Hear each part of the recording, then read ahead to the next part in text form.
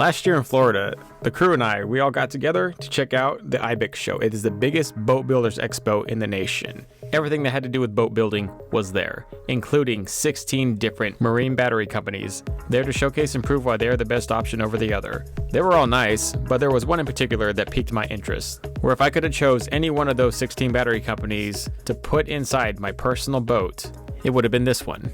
Lo and behold, later, I actually get to work with them firsthand. I know you guys haven't seen this boat yet, but here it is. After a few years of grinding to get my company's feet off the ground, I finally got it together to build one of my own. It didn't have to be the prettiest or most flashy rig, but it did have to solve all the problems that I've ever experienced on a boat.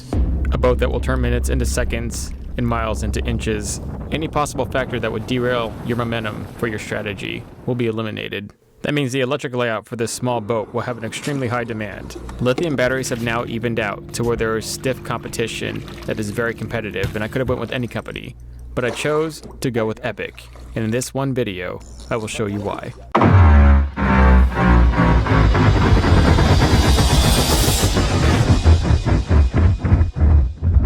Hey guys, just want to invite you to our website, tbnation.net, to check out Epoch Batteries for yourself. If you like what you see in this video, you can go ahead and scroll through. I'll give you an overview of the two personal ones that I chose. For one, my personal rig will have a 36 volt trolling motor, so I need a 36 volt battery pack. No more running 3 big bulky batteries in series. It just takes up too much space, and efficiency is key in a tiny boat. So one battery pack to rule it all, 100 amp hours. It's just the same as those 3 I just showed you, with an awesome app and a ton of extra features we're going to go over in this video. And then I had to choose a house battery. They have 2 different cases. The one on the left is IP52 rated, and the one on the right is IP67, which is pretty much as water resistant as it can get. So it makes it truly robust. A little bit more bulky and expensive, but if we're looking at specs alone, it's more or less an unstoppable battery. We're gonna have to put that to the test, of course, but all the features, including Wi-Fi, heating, all these extra things people want. An advanced BMS that protects the battery against overcharge and voltage drop, which are 2 of the reasons that lithium batteries die ever. Most all lithium battery companies have that now, even the cheap ones from Amazon. But as far as casing goes, this is the most durable casing I've ever seen. It is much more robust than the standard lithium battery, and it also has on-off buttons, Wi-Fi and Bluetooth indicators, ports for battery indicators and computer diagnostics, and it's IP67 rated. The only thing better than that is IP68. And most standard battery cases are actually IP52 rated, which is barely even waterproof at all. It's more water resistant or weatherproof, and that's it. These can actually be submerged in water, and once the water reaches the terminals, the battery is smart enough to know that it needs to shut off. So it can actually ruin the battery, and the water can't get in the casing, which is good because I like to put myself in, I guess, what you would say questionable circumstances. Well, you know, you got to get out there, and why not have something that's going to be fail-proof? And though I haven't installed them in the boat yet, if I had to make a guess on how these were going to perform, just based off the aesthetics and attention to detail for all their products, to include their chargers and even the charging cords, how well they are put together, I think this battery is going to do exceptional. But, well, let's go test it.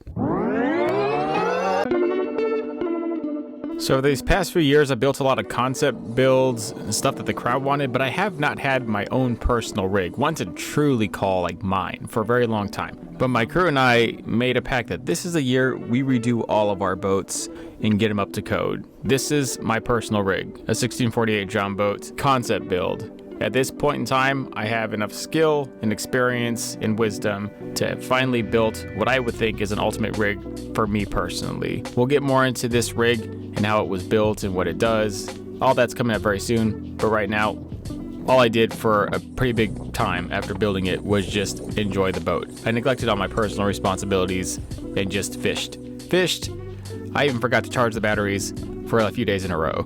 And I was in constant wind like this. It's just the norm out here on my hometown lake. It's just windy all the time, and the trolling motor is under constant pressure. So the boat was built with the intention that it was going to take waves all the time. So that trolling motor battery is definitely going to be put to the test a lot. In fact, it's probably the only way I'll ever be able to stay on fish in conditions like this constantly, especially throughout the prime time spring. This electrical layout I put in this boat far exceeds anything I've ever done, and we've done some pretty advanced ones, but the ability for it to work in sync correctly is very important. Not only in that, but just in the overall efficiency of space and weight to get this boat is extremely well balanced. Not only in the water, but on the trailer while towing, I went with the Tiller Life lifestyle. That's what made this channel. That's the concept I built all these things off of, and that's the one I chose to do this one. I mean, I had built a 1648 with a console just before this, and I'll tell you what, the Tiller Life, if you're really serious about fishing versus comfort, it allows you to stick so much more inside a small boat like this. If you're just willing to give up that console, you gain so much more space and efficiency,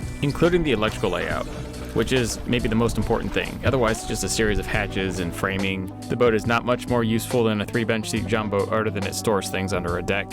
But the electronics really make that all come into a completion of a perfect working unit. We have a full video coming out about this whole electric layout, but essentially it's just running nerves back to a brain. Essentially, that's what you think about. The wires are just going out to the actual accessories, which would be the limbs of something, all the way back to an actual brain, which is a control center, and then obviously feeding from the power, which is the more important part. The batteries with the IP67 rated casing are bigger and bulkier than the standard IP52 rated casing, which was a bummer because I just couldn't put 2 of those in that battery compartment together.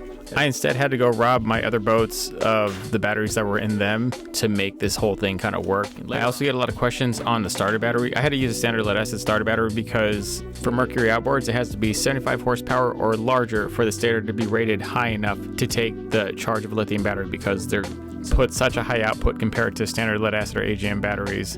What lithiums do is they go pretty high output all the way until the very end. And that's pretty important because we have a lot of electronics coming here. That's just one of 3 or 4 bus bars we actually had to use inside the unit to pull it all off. There's way more to this whole rigging, like so much more than what we can just show you in this video. So later on, we'll show you quite a bit more in specific on this, but I just want to give you a gist of the layout and why I needed some high output batteries for this. This is the main storage here for all the gear all our main storage gear. Here, they're bright at the beginning, but like sometimes you don't want to be just running your RGBs all the time or your side lights, and you just need lights in the moment. That's what these flashlight rock lights are for. We got these. Those are specifically for the day box. I just wanted independent switches for the day boxes, which are just green, super light. I kind of wish I had made them white, and I still can because all the wires are serviceable. Remember we did that, but the battery compartment is all fresh. The rod locker. See that? I saw it. Clean, man. And then the gear stow, which I stuck everything I possibly could in there, kind of tight. When I framed my battery compartment in, I did it slightly before Epoch came in. So I couldn't fit that other 12-volt one in. I will use it in a different boat, but I can say that the 36-volt battery has been an absolute heaven since. It's super reliable, long lasting. I couldn't kill this thing if I used it for 4 days all day. Based on the level of consumption used, I've taken it out 2 or 3 times for 2 to 4 hour runs a piece, maybe a little bit longer, and I've never depleted it below 70%. It's always 90, 80, 75%, because I really do like the battery indicator. And I mean, they already have a phone app, which is really good, but the battery indicator, you don't even have to bust out the phone app, it's just there. And that's what these cords were. You remember we showed you that? Gotta ask Epoch what that second port's about, but the one port there in the blue is definitely the port to run to that thing. So it's been pretty fantastic. It's got a vent port right there for breathability of the battery. It is IP67 rated, so I don't really gotta worry about water getting in there. Should water flood into the compartment. It's probably the safest battery of the 3 here in terms of actual usability. It is a little bit bigger and bulkier and heavier, but it's because it has so many things going on with it. There's not a whole lot of battery companies I can say, and we have seen quite a few. We went to trade shows, checked them out. As far as ones that check all the boxes, including the heating elements, you're just not gonna get a whole lot of, I think there's maybe like 3 or 4 battery companies. There was only 2 I saw that actually had heating elements when we went to IBEX. And there was like 16 individual lithium battery companies there. The other battery companies did not have heating elements to keep the battery from freezing and suffering performance issues with cold weather. You can also turn the battery on and off. That's a big deal. Storage.